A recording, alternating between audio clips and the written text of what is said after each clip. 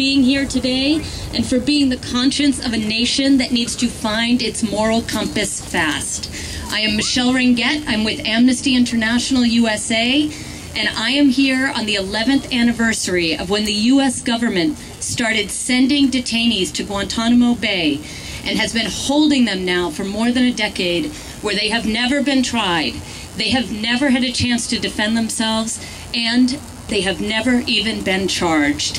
This is totally unacceptable, and right now 166 men have been held from their families, their friends, and their futures, despite the fact that courts have instructed the government to charge them or release them immediately. So I was asked to come here today and make sure we don't miss the big picture on this, but I think we see the big picture. So I want to talk about this a little bit more personally and about something sort of small, but that I think really makes it hit home for me. So a few nights ago, Amnesty and our very good friends at Witness Against Torture were at the museum for the premiere of Zero Dark 30, and we were there to make sure that no one going into that movie would think that torture was a reason that we captured Osama bin Laden, and that they knew that torture is immoral, it is ineffective, and it is against international law. And so a day later, my son was, looking at some of the pictures from it, my 5-year-old boy, and he started asking me questions about why all these men in orange jumpsuits had bags on their head. And, I'm the kind of parent, I want to talk to my boy about justice. I want to talk to him about freedom and human rights. And I found myself tongue-tied. And at that moment, I realized that I am ashamed and embarrassed to try to explain this last error to my boy. And this is a moment when we all have to stand forward and speak out loud and make sure this is not done in our name. This is not done in our children's name, and that we stand up and make sure that the message the U.S. government has been sending to the world, that it can do whatever it wants, to whomever it wants, wherever it wants, and it won't make apologies for it, that stops now. So after 11 years, we can no longer write this off as excesses of the Bush administration or part of this global war on terror. This is happening right now, and these human rights violations are wholly owned by this administration, and there must be accountability and there must be remedy. Yes! So Amnesty International is here today to call for an end to the NDAA detention provisions and the Guantanamo transfer restrictions. Amnesty is calling for detainees who face no charges to be immediately released, and if they can't release them, they had better charge them and give them a fair trial. And Amnesty is calling for accountability for torture, and we urge Senators Feinstein, Levin, and McCain to release the CIA torture report. Wouldn't you like to see what's in that? And Amnesty is calling for increased transparency on U.S. drone policy and an end to the unlawful killings around the world. So our rights are not human rights that the U.S. government gets to pick and choose which ones it will honor. And so President Obama, Congress, and the courts must ensure that the government upholds and protects the human rights of all people without discrimination and without delay. And with that, I want to turn it over to my friend Terry Rockefeller of September 11th Families for Peaceful Tomorrow. Thank you so much for being here. Thank you, everyone, for being here. On September 11th, 2001, my sister Laura was helping to run a seminar on information technology. When the first plane hit the North Tower of the World Trade Center, she was on the 106th floor.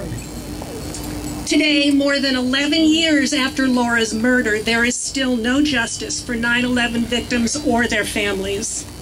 The prison at Guantanamo and all it represents has never furthered this goal. Instead, torture, indefinite detention, and the failure to transfer inmates approved for release have made Guantanamo a powerful symbol of lawlessness. While the military tribunals in which the men accused of the 9/11 attacks are currently being tried fall egregiously short of the fair, transparent, and constitutional trials the United States should have held years ago. Yeah! 9/11 families, along with all U.S. citizens, indeed the entire world, have been betrayed. Our organization, September 11th Families for Peaceful Tomorrows, was founded because we believed that nonviolent responses to the 9/11 attacks were possible and would, in the long run, be the most effective way to prevent future terrorist attacks. Peaceful Tomorrow's members have consistently spoken out against wars that have produced hundreds of thousands of deaths in Afghanistan and Iraq, and as we opposed war, we demanded efforts to bring those responsible for the 9/11 attacks to justice. We believe that the rule of law and respect for human rights are vital to promoting nonviolence and ensuring security.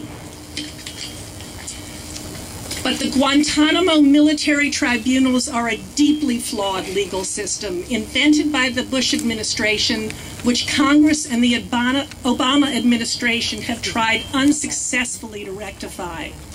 By decision of the tribunal judge, all testimony concerning torture of the defendants will be classified. Outrageous! It is well known that the defendants were tortured. U.S. leaders justified this as necessary to protect us. To classify testimony about this torture denies all Americans the opportunity to learn what was perpetrated in our names.